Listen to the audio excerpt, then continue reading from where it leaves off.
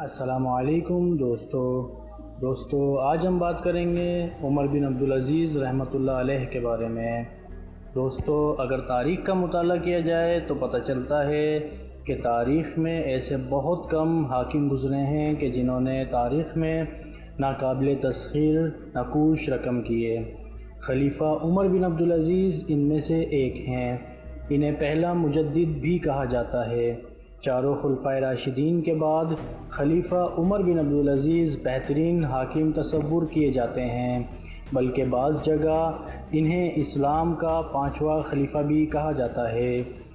جب رومن شہنشاہ نے آپ کے انتقال کی خبر سنی تو کہا، ایک نیک شخص دنیا سے انتقال کر گیا۔ کسی ایسے سنیاسی کو دیکھ کر شاید ہی مجھے حیرت ہو کہ جس نے دنیا چھوڑ کر خود کو خدا کی رضا کے حوالے کر دیا، لیکن میں ایسے شخص کو دیکھ کر حیرت زدہ ہوں کہ جس کے پاس دنیا کی ہر آسائش تھی، پھر بھی اس نے ان آسائشات سے آنکھیں بند کر کے تقوی کی زندگی گزاری۔ خلیفہ عمر بن عبدالعزیز رحمۃ اللہ علیہ نے صرف 30 ماہ خلافت کی، لیکن اس مختصر عرصے میں انہوں نے دنیا کو بدل کے رکھ دیا۔ ان کا دور خلافت امویہ کا سنہری ترین دور تھا۔ عمر بن عبدالعزیز رحمۃ اللہ مصر کے گورنر عبداللہ عزیز بن مروان کے بیٹے تھے اور آپ کی والدہ خلیفہ عمر بن الخطاب رضی اللہ تعالی عنہ کی پوتی تھیں۔ عمر بن عبدالعزیز 63 ہجری 682 میں مصر میں پیدا ہوئے، لیکن انہوں نے اپنی تعلیم مدینہ میں عبداللہ بن عمر سے حاصل کی۔ 704 عیسوی میں اپنے والد کی وفات تک وہ مدینہ میں ہی رہے، پھر ان کے تایا خلیفہ عبد المالک نے انہیں اپنے پاس بلا لیا اور اپنی بیٹی فاطمہ سے ان کا نکاح کر دیا۔ 706 عیسوی میں وہ نئے خلیفہ عبد المالک کے بیٹے ولید بن عبد المالک کے حکم پر مدینہ کے گورنر بن گئے۔ خلیفہ ولید اور ان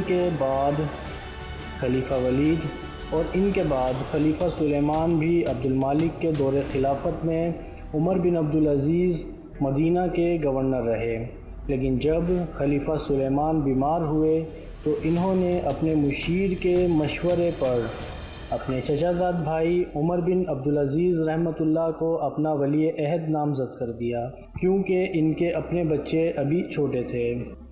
اپنی خلافت کی نامزدگی کے بعد عمر بن عبدالعزیز نے ممبر پر چڑھ کر لوگوں سے خطاب کیا کہ اے لوگو، میری چاہت اور آپ کی رضامندی کے بغیر مجھے آپ کا خلیفہ نامزد کر دیا گیا ہے۔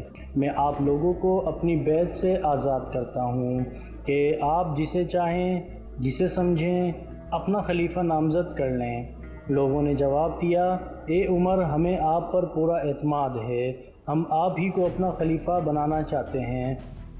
عمر نے فرمایا، اے لوگو، تو پھر تب تک میری تابعداری کرنا جب تک میں اللہ کی تابعداری کرتا رہوں، اور اگر میں اللہ کی نافرمانی کروں تو تم لوگوں پر میری تابعداری واجب نہیں۔ عمر بن عبدالعزیز نہایت ہی پرہیزگار انسان تھے۔ انہوں نے آسائشوں کی زندگی کے بجائے سادگی کو ترجیح دی۔ خلیفہ بننے کے بعد انہوں نے اپنی تمام دولت بیت المال میں جمع کروا دی اور محل کی بجائے ایک چھوٹے سے گھر میں رہنے کو ترجیح دی۔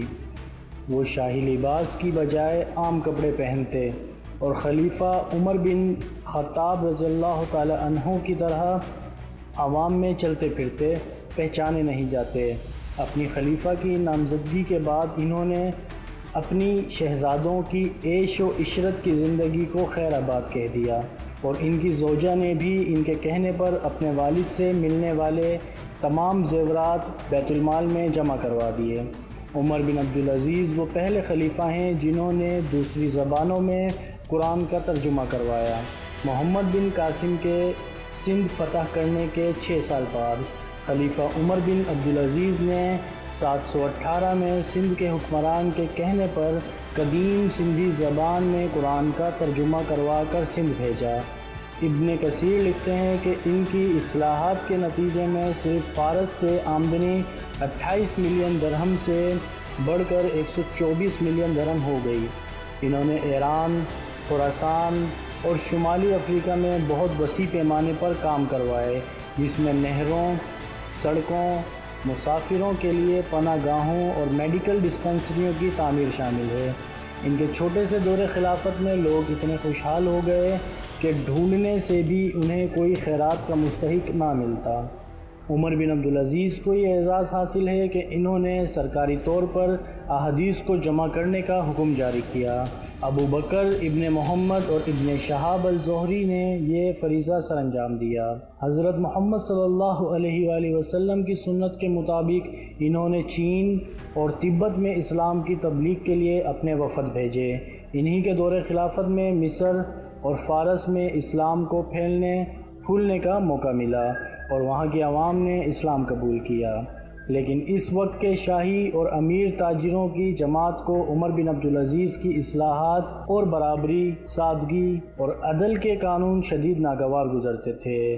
خلیفہ کے ایک خادم کو رشوت دے کر انہیں زہر دے دیا گیا۔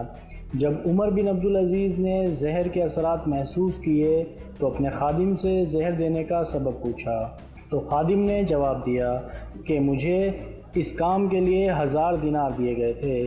عمر بن عبدالعزیز نے اس سے وہ رقم لی اور بیت المال میں جمع کروا دی، غلام کو آزاد کیا اور اسے وہ جگہ جلد سے جلد چھوڑنے کو کہا کہ کہیں کوئی اسے مار نہ ڈالے، اور یہ رقم عمر بن عبدالعزیز کی بیت المال میں جمع کروائی گئی آخری رقم تھی۔ عمر بن عبدالعزیز رحمۃ اللہ نے 720 عیسوی میں ایک کرائے کے گھر میں وفات پائی۔ انہوں نے 17 دینار ترکے میں چھوڑے تھے، اس وصیت کے ساتھ کہ اس رقم سے گھر کا کرایہ دیا جائے اور ان کی تدفین کے اخراجات پورے کیے جائیں۔ اللہ ان کو جنت الفردوس میں اعلیٰ مقام عطا فرمائے۔ دوستو، یہ تو تھے ہمارے وہ بزرگ جنہوں نے اپنی زندگیوں کو اسلام کے مطابق گزار دیا۔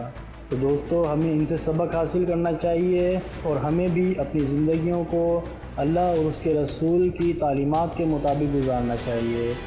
دوستو، اگر ہماری یہ چھوٹی سی کوشش آپ کو اچھی لگے تو ویڈیو کو لائک اور سبسکرائب لازمی کریں۔